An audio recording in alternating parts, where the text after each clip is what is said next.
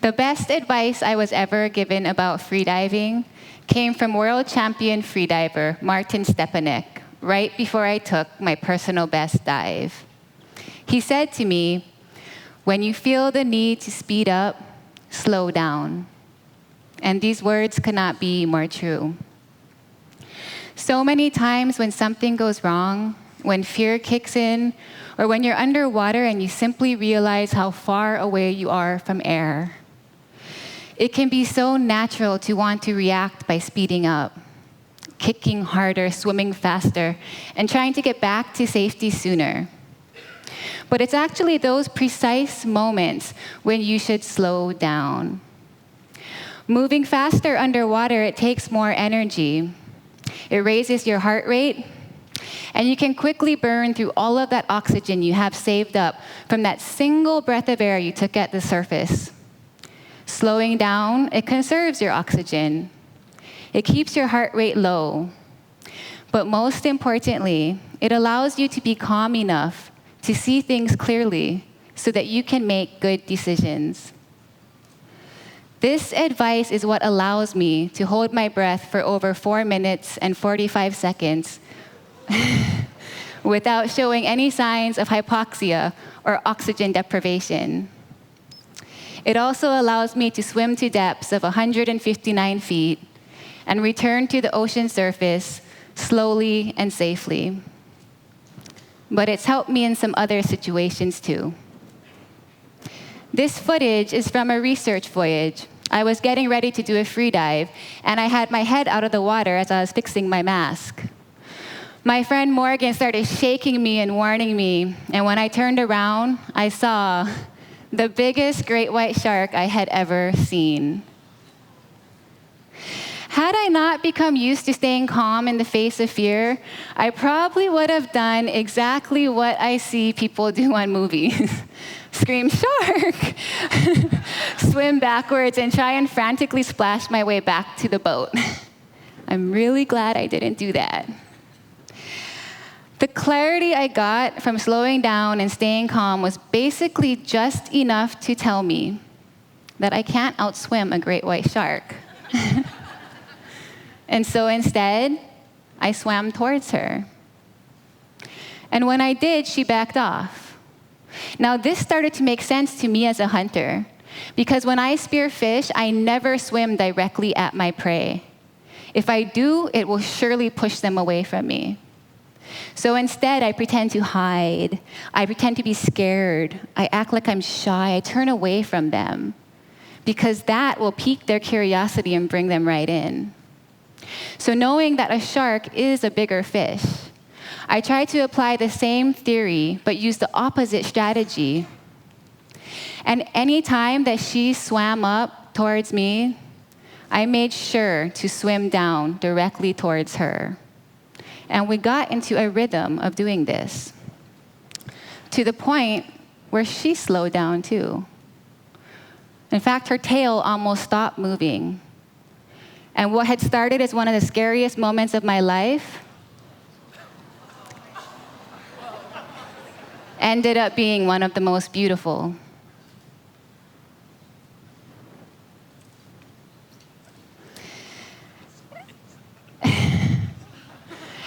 And this truly reconfirmed to me that so many times when we are under pressure, the very things that we tell ourselves we're supposed to do are actually the opposite of what we should do.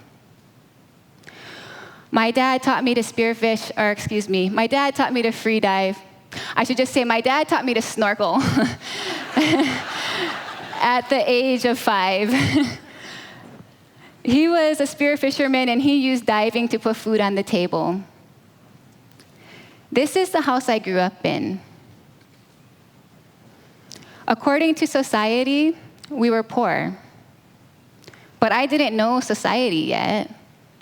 All I knew was nature and family, and that they both provided me with everything I needed to be happy. But we didn't live in this house for very long because my parents were such hard workers, and as they worked, they made money. So we moved into a subdivision. My sister and I had nicer clothes and toys, and we no longer had to depend directly on nature to get by. This, as we knew it, was progress. I missed my old life, but I knew that we as a family were doing what we were supposed to do. And so I continued to do so in my own path.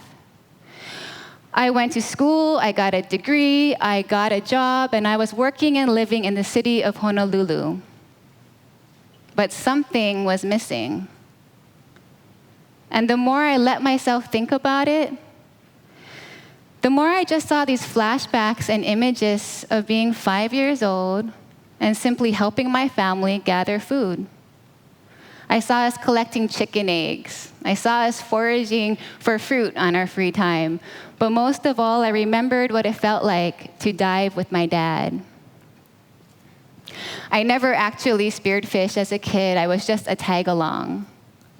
But I remembered what it felt like to be in that underwater world, to actually live in a world where I could fly. And I remembered how fun it was to put in these orders for my favorite dinners and watch my dad swim down and get them for me. I would try and push these memories and these images out of my head because I didn't know what I was supposed to do with them. I wasn't 5 years old anymore. And becoming a spearfisher woman is not exactly part of a normal career plan. In fact, I didn't even know if that was a real word. But the more that I thought about it, the more I longed for it. And so I started looking for others to take me diving and teach me how. No one took me seriously. And so finally, with a 3-prong spear, a simple 3-prong spear, I started to go on my own. And to my surprise, I was able to catch fish. Apparently, all those years watching my dad hunt, it taught me far more than I realized. I knew my fish identifications, and I knew which ones I wanted to eat. I knew how to hold my breath, and most of all, I knew how to be comfortable in the water. And with that, I was able to catch just enough fish to feed myself. And in time, I was able to catch just enough to feed the people that I care about. The quality that this added to my life was invigorating. Everything that I did after that, it just felt like it had so much more meaning and more purpose to it. I was genuinely happy, and I swore that I would never let go of diving again. Soon, I started showing up to barbecues with my own fish, and people did take me a little more seriously. I got invited to go diving, and with every person I dove with, I learned something new. And then in time, I fell into the hands of these national champions who decided that they would make me their little project.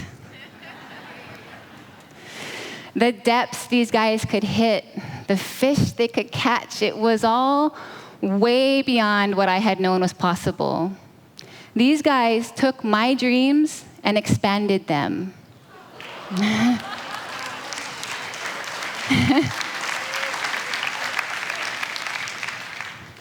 After a couple of years of training with them, I decided that I'd follow in their footsteps and that I too would enter the United States National Championships. Now, the Spearfishing Freediving National Championships, it travels all over the US. It goes to Florida, it goes to California, and this year it was in Hawaii. But of course, the year that I decided I was ready, it was in Newport, Rhode Island. Yes. I wasn't a sponsored athlete. I had to fundraise just to get myself there, and I was only able to arrive 4 days before the actual tournament to make myself completely certain that it was nothing like diving Hawaii. In Hawaii, I like swimming on the surface. I study the fish in the reef below, and I plan my drops accordingly. In Rhode Island, I could barely see my own fins. I had to take these blind drops into the darkness. And when I would, I'd see a layer of green below, and I'd think to myself, thank goodness there's the bottom, and then I'd go right through it. I'd see a layer of brown below that, and I'd say, okay, there it is. And I'd go right through that too. And this would freak me out. It would send me back scratching to the surface, gasping for air. And I honestly started to think I was never going to find the bottom of the Atlantic Ocean.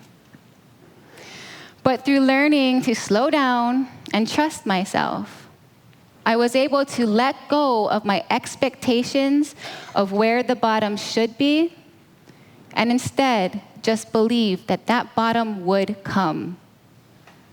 And I did make it all the way down there. And when I did, it turned out that there were mussels that lived on the bottom, and these mussels filtered the water so that I could see. And I also learned to listen.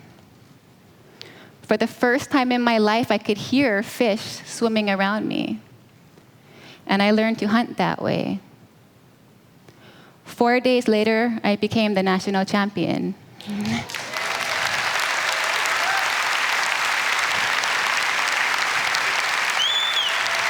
Thank you. In fact, I won every category I was eligible to place in, and I was named Rookie of the Year. Thanks.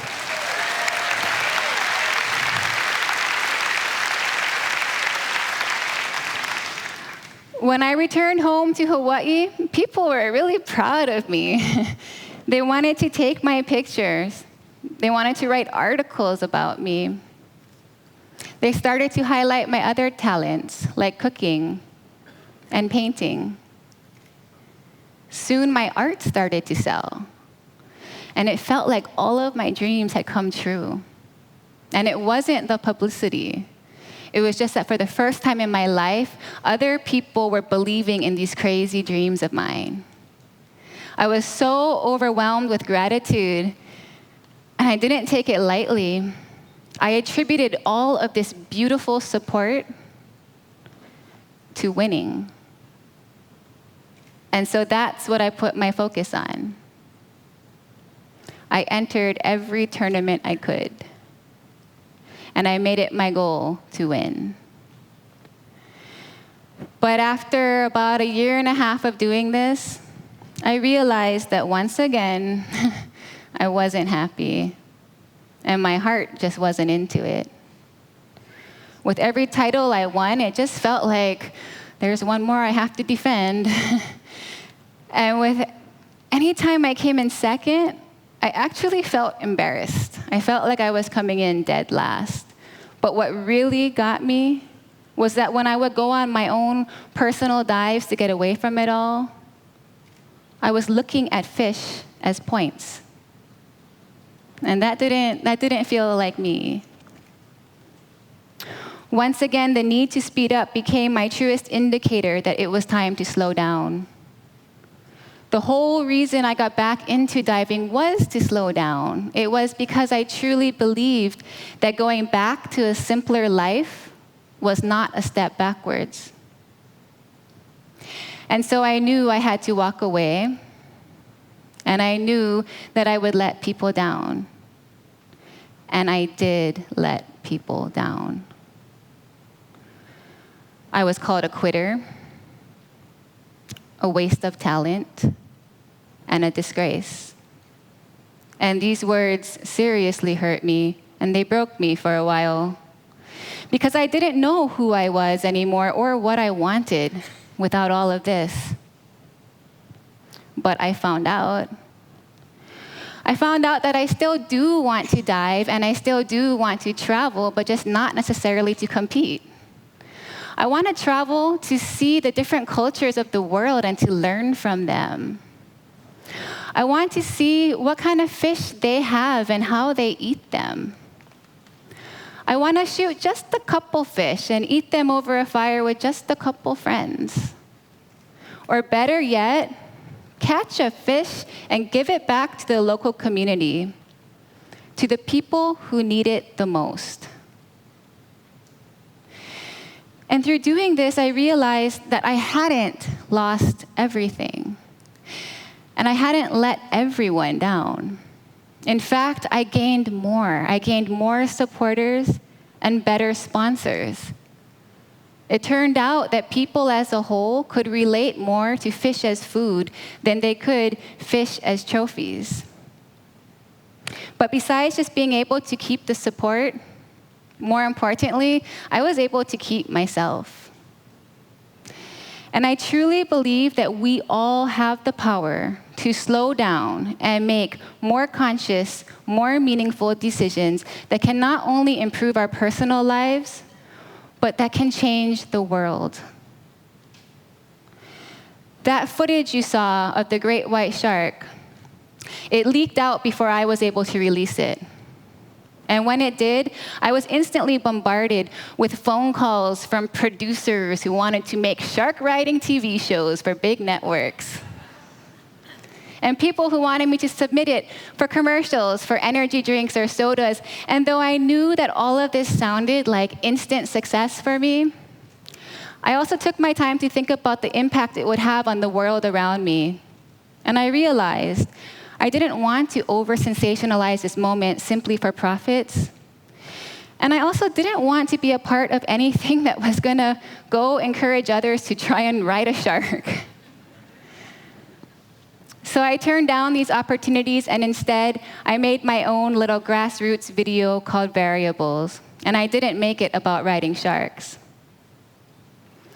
I tried to take the spotlight of that shark ride and shine it on more important things, like responsible hunting and healthy ecosystems. And though it didn't get me overnight fame or fortune, what it did get me is far more important.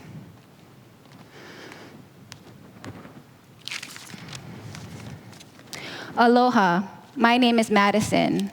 I'm 14 years old and I live in Reno, Nevada. When I watched your video, it totally changed the way I looked at the ocean and the world. Your video showed me that we're all connected, and it made me feel closer to something so far away. I have a strong connection with nature also, but in the mountains instead of the ocean. I hunt with a bow, and now I'm trying to organically farm a lot of my own produce. Your video gives me the courage and inspiration to conserve and respect the world. Thank you. I hope to talk to you in the future. And here's just one more. It's an older one, but it's one of my favorites. Dear Kimi, I'm very sorry. I sent you a terrible Facebook message a while back about how disrespectful you are towards animals. I feel bad. I was judgmental. I assumed that you killed for sheer pleasure. I thought you were an animal bully. It seems you do respect them, and I think that's great. Even though I don't eat meat, I guess you don't have to be a vegetarian to have healthy respect after all. I wish you the best, and please accept my sincere apology, Joe.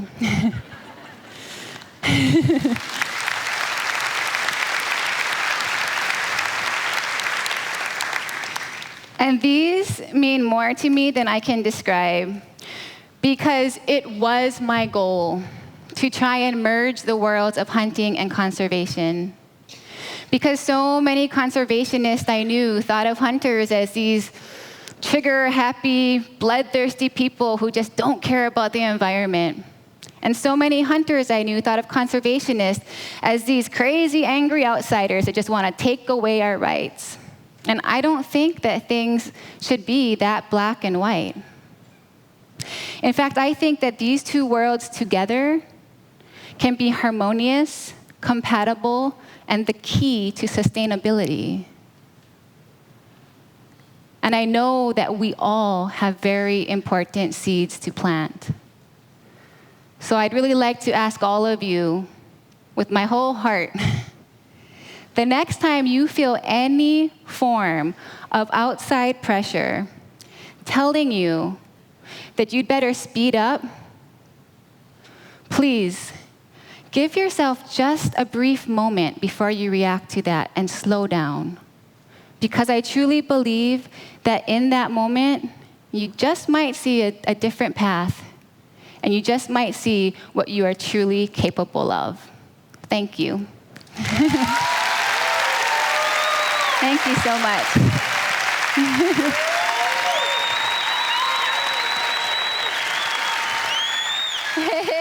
Thank you, guys.